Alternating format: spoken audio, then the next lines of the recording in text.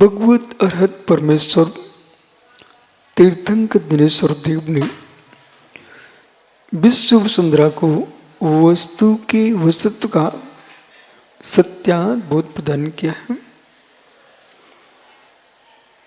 संपूर्ण विश्व जिस ओर झांक रहा है वह धर्म है।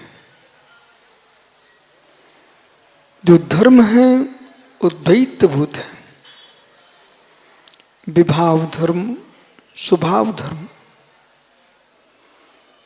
विभाव धर्म कसायिक भाव है, स्वभाव धर्म उपसम भाव है। वैभाविक शक्ति का अभाव हो जाएगा तो संसार का अभाव हो जाएगा। स्वभाव शक्ति का अभाव हो जाएगा तो मोक्ष का अभाव हो जाएगा। विभाव तुमको संसार में रखे हुए हैं और स्वभाव मोक्ष की ओर ले जाता है। दो धाराएं तुम्हारे पास है, स्वभाव भी आपके पास है, विभाव भी आपके पास है। तीसरा स्थान है प्रज्ञा का। हानि भी तुम्हारे पास है, लाभ भी तुम्हारे पास है। तीसरा स्थान है प्रज्ञा का, बुद्धि का, और बुद्धि आपके पास है। और जो आपकी प्रज्ञा है, आपकी बुद्धि है, उससे प्रश्न करो कसाय श्रेष्ठ है कि उपसम भाव श्रेष्ठ है। क्रूर से क्रूर प्राणी होगा जिसे धर्म का कोई ज्ञान नहीं, बिल्कुल धर्म जानता ही नहीं है। संप्रदायों को जानना कोई आवश्यक नहीं है, पंथों को जानना कोई आवश्यक नहीं है। मुमुक्षु जगत के अन्य किसी धर्म स्थान को जानना भी आवश्यक नहीं है। जैन दर्शन जिस धर्म की व्याख्या करता है वह धर्म संपूर्ण जीवों का धर्म है। गुस्सा मत कीजिए, इस शब्द को कौन नहीं जानता।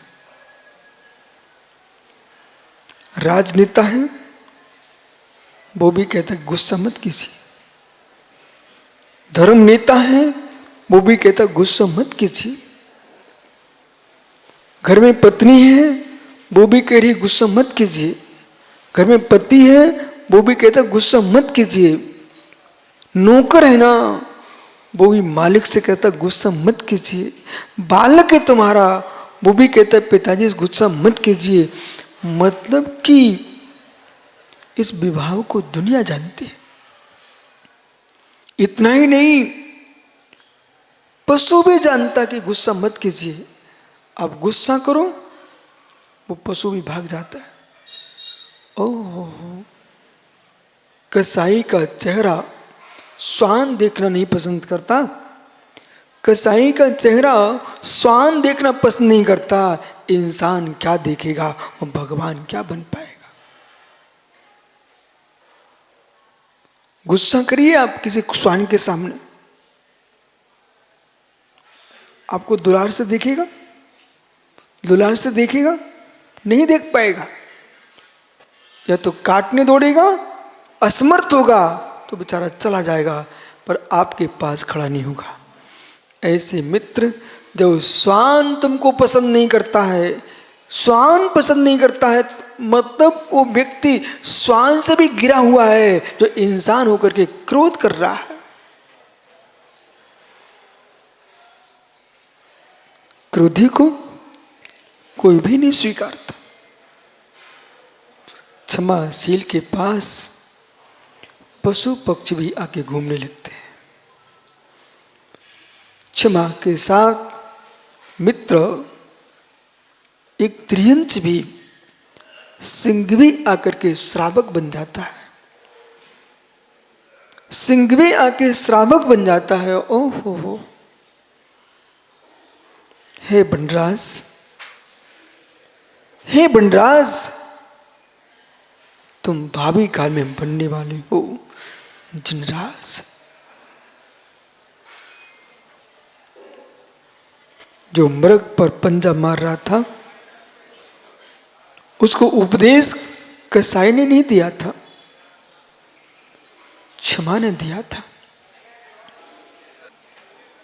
क्षमा कोई पर्वत नहीं, क्षमा कोई सरता नहीं, क्षमा कोई पेड़ पौधे नहीं। हे मानव, क्षमा जीव का धर्म है। अब सुनना ध्यान से, क्षमा जीव का धर्म है। विपत्ति देने वाले को भी विपत्ति में नहीं डालने के परिणाम जिसके पास है, उसका नाम क्षमा धर्म है। कष्ट देने वाले को भी कष्ट देने के परिणाम नहीं है, क्षमा उसका नाम है। दूसरे को कष्ट नहीं देना, ये क्षमा की व्याख्या आपने कई बार सुनी है, लेकिन सबसे पहले कष्ट देता व्यक्ति अपने लिए। आप किसी पर क्षमा मत करो, कोई विकल्प नहीं। यदि आपको दूसरे पर क्षमा करने में हीन भावना आती है कि मेरा अहंकार टूटता है, तो मत कीजिए किसी को क्षमा। लेकिन कम से कम कसाई के आवेग से जो तुम्हारी आत्मा नरक में तड़पने जाएगी, उस आत्मा पर तो करुणा कर लो, उस आत्मा पर तो क्षमा कर लो।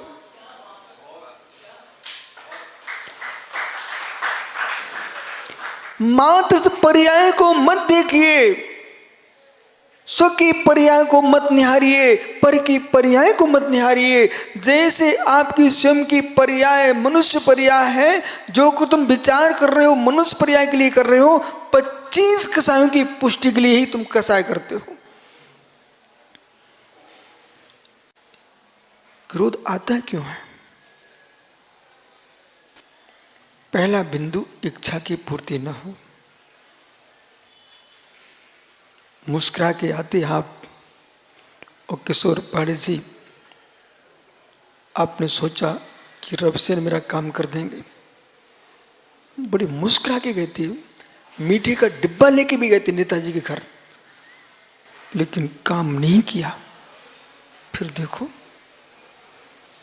मैं चल के आया हूं, आपको मीठा खिलाया, फिर भी तुम्हारे मीठे परिणाम नहीं हुए। है मित्र, ये मीठा डिब्बे का था, भावों का नहीं था। इच्छा की पूर्ति न होने पर जीव को कसाई आती है। पहला बिंदु, इच्छा की पूर्ति न होने पर जीव को कसाई आती है, क्योंकि धर्म समझना है, जो तुम चाहते हो वो तुम्हारे लिए प्राप्त न हो तो मित्र कसाई आएगी। तो मतलब आप साधु बन के जीना चाहते हो, क्षमा धर्म को प्राप्त करना चाहते हो,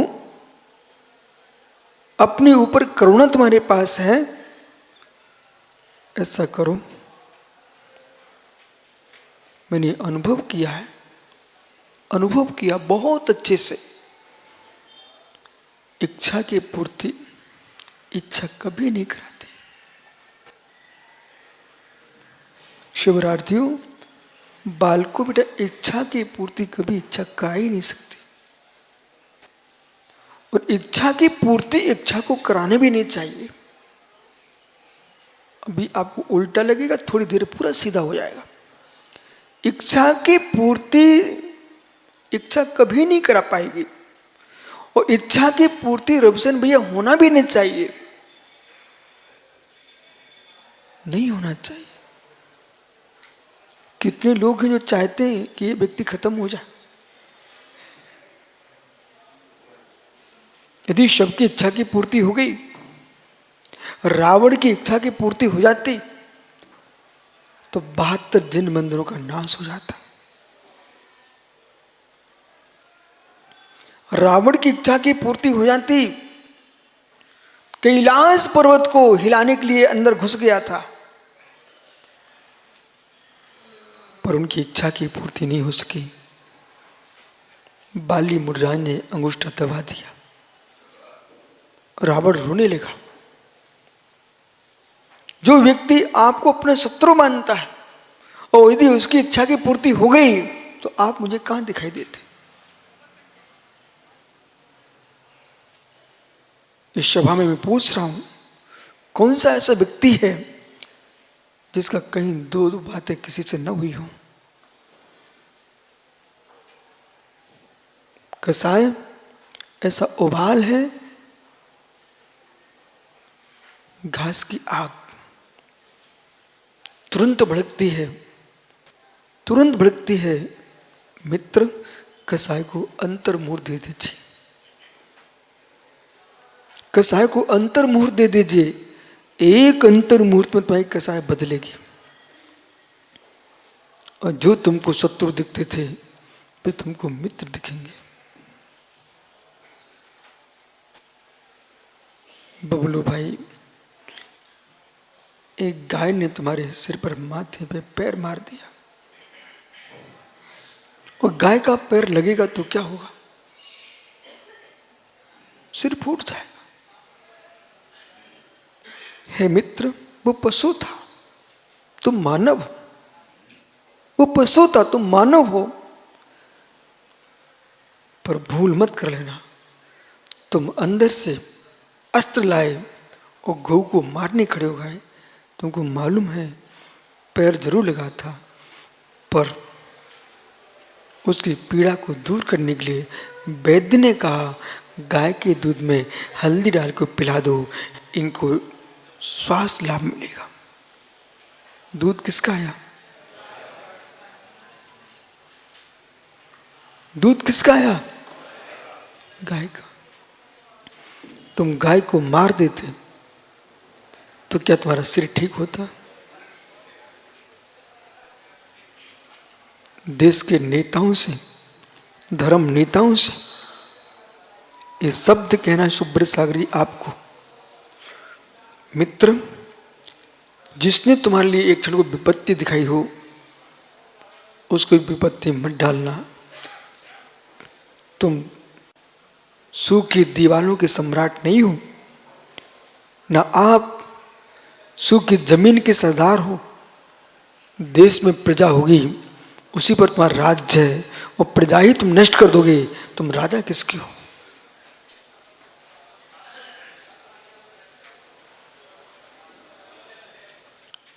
राजनेताओं को, धर्म नेताओं का जीवन जीना चाहिए एक बगीचे के बागवान के समान।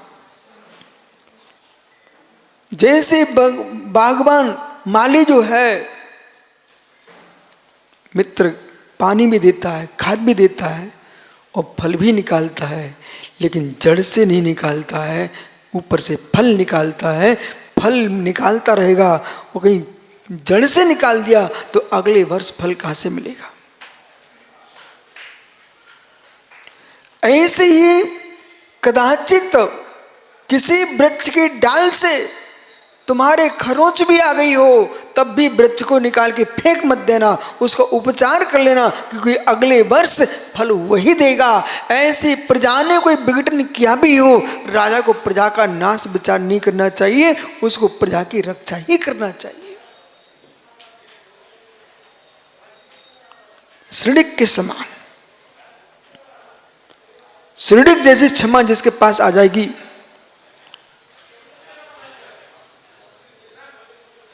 मित्र प्रमोद, इनको क्षमा कर दो सबको। ओहो, श्रीडिक की क्षमा।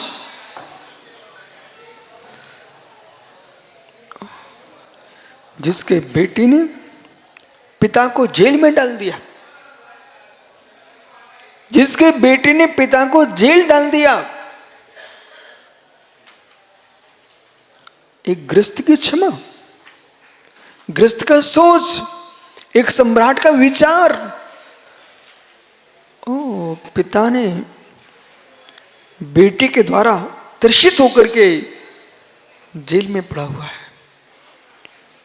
मंत्री ने, सेनापति ने ये कहा, हे राजन, आप आदेश करो, मैं कुड़क को अभी ठीक कर देता। कौन बोल रहा है?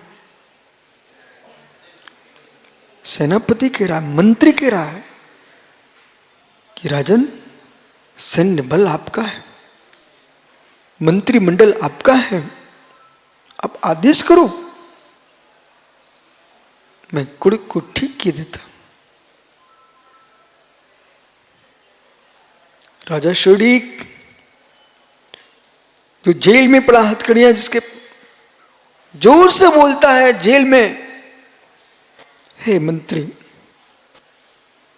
हे सेनापति, ऐसा नहीं करना। रबसेन भैया, मैं चाहता हूं एक धर्मात्मा, एक मुनि, एक आचार्य, एक उपाध्याय, एक साधु, एक विद्वान और एक देश का नेता, एक परिवार का मुखिया, इन सब से मेरा कहना है, श्रेणिक की बात सुनिए।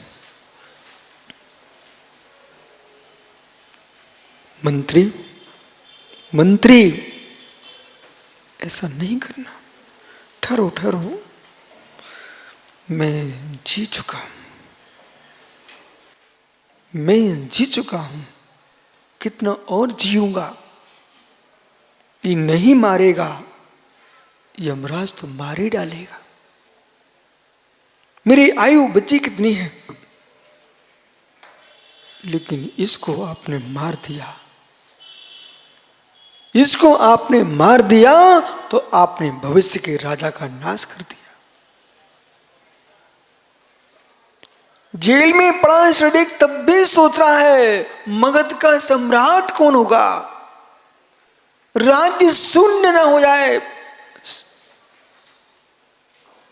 अपने बेटे का राग नहीं था, राज्य का अनुराग सता रहा था कि मेरे कष्ट को कष्ट मत देखो, तुम राज्य को देखो। ऐसे धर्मात्मा तो सुमित्र भैया वही हो सकता है जिसे अपने तन का, अपने यश का कोई राग न हो, देश के हित का राग जो उसको है, उसका नाम सम्राट। जो जीव मां तस्वीर कैलेंडरों पर जी रहा है, अपने नाम पर जी रहा है, मेरा नाम होना चाहिए है, देश में किसी धर्मात्मा के प्राण भी चले जाए, वो कोई धर्मात्मा नहीं है, वो चर्मकार है, चमड़ी की प्रभावना में लगा हुआ है। धर्मात्मा वो है कि मेरा कुछ भी हो रहा हो, जिन शासन की लाज नीचे नहीं गिरना चाहिए, इसका नाम धर्मात्मा।